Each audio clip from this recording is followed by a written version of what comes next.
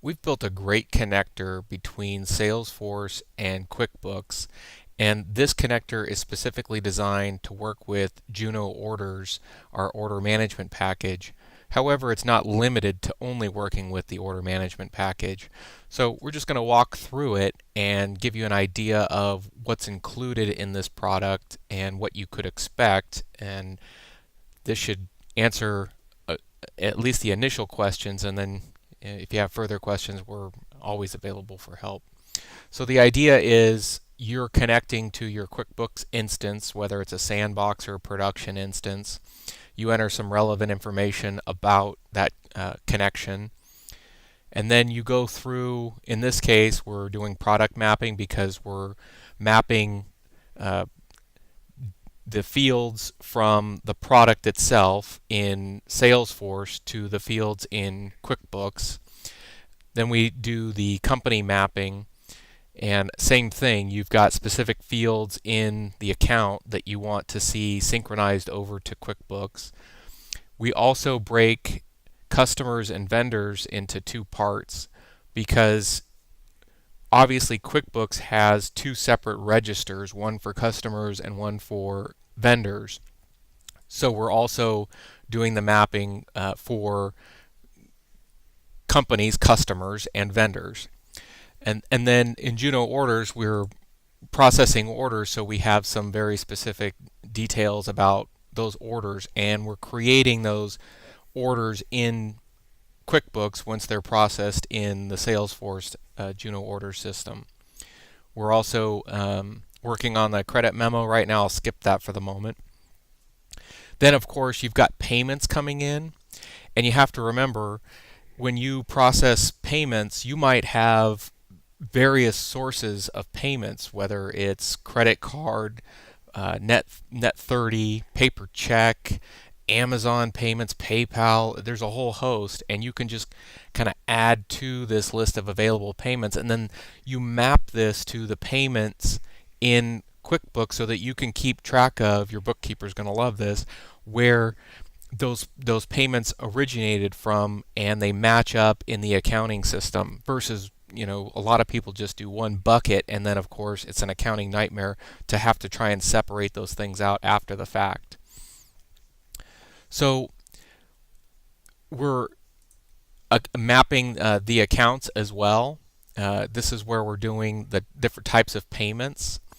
We're mapping the asset accounts for inventory, or expenses, income accounts for the types of products that you sell or services, and anywhere that the accounts should be deposited by default.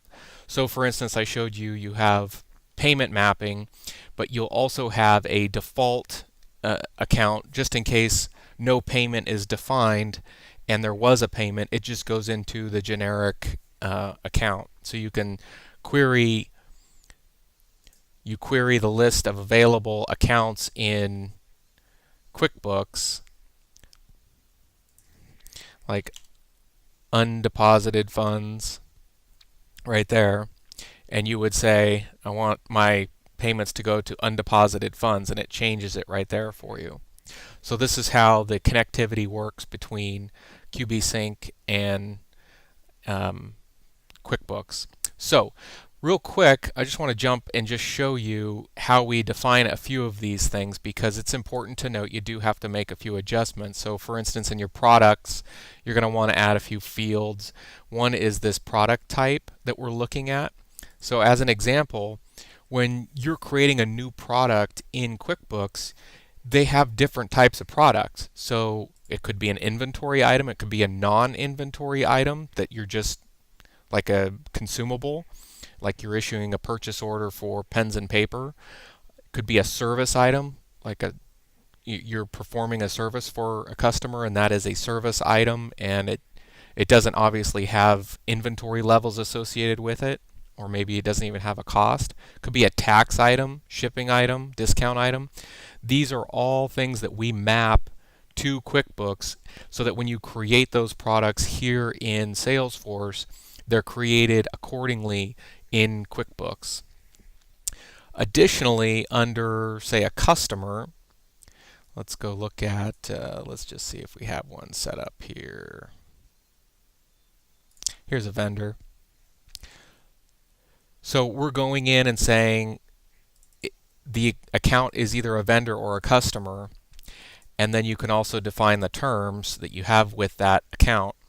So, and then of course once we sync it, we are giving it that QuickBook ID. So this is important because, again, if you just have a bucket of accounts in Salesforce and they're not defined as customers or vendors, you don't just want to randomly synchronize those to QuickBooks. You want to make sure that you go in and define the type of account that you're synchronizing to QuickBooks, so that when you're working within QuickBooks, you have those two buckets separated. So this is the product at a high level. We could go deeper into the details of it, but I just wanted to give you an overview of what the product is. It's going to be on the App Exchange soon for integration with Juno Orders, but like I said, nothing prevents us from integrating this with a solution that you're currently using and you just want to get that stuff synchronized to QuickBooks. Thanks for watching.